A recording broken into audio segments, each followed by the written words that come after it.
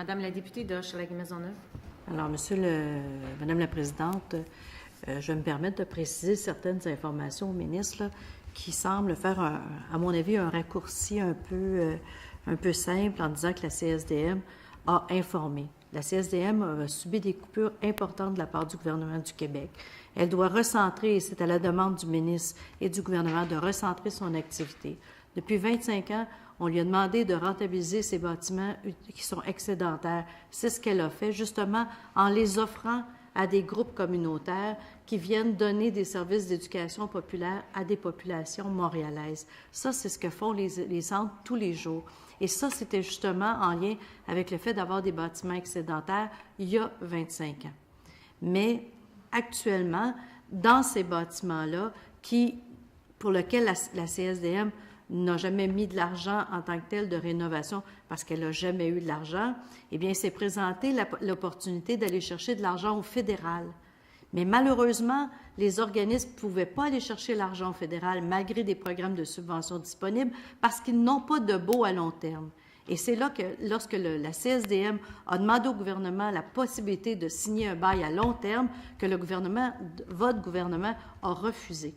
Alors là, on est dans une situation où on ne peut pas dire à la CSDM, vous désengagez, puisque si on veut rénover les bâtiments avec les fonds fédéraux qui sont disponibles et qui étaient disponibles à aller il y a quelques années, eh bien, imaginez-vous donc que ça prend justement des baux long terme ou tout simplement ce qui était l'autre alternative, qui était justement d'aller vers de céder les bâtiments aux organismes.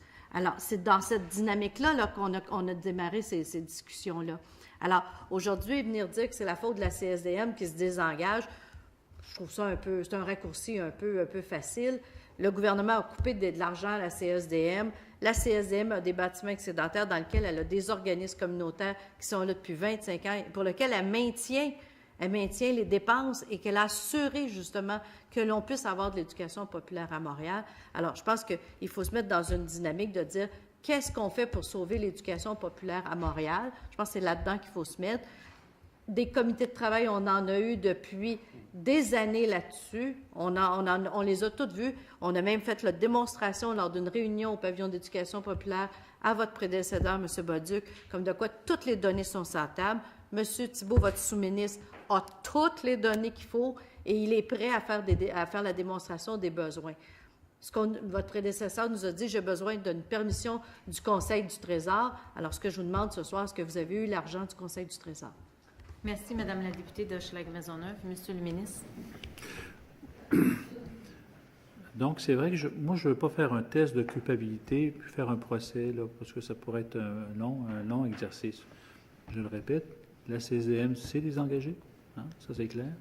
Et maintenant, moi, je m'engage. Hein, donc, alors, maintenant, on est à la recherche d'une solution. Comme vous avez dit tout à l'heure, il faut trouver une formule pour pérenniser suffisamment les centres d'éducation populaire pour qu'ils puissent aller chercher des subventions qui ne sont pas accessibles. Alors, c'est un des éléments qui est à l'ordre du jour dont je veux leur parler aujourd'hui.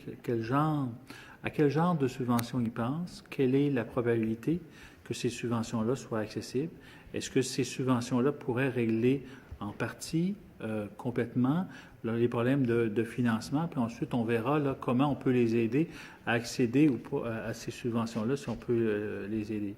Mais avant tout, là, hein, il faut trouver une solution qui nous permette de traverser l'année qui vient et, si possible, identifier les solutions là, à plus long terme. Merci, Monsieur le ministre.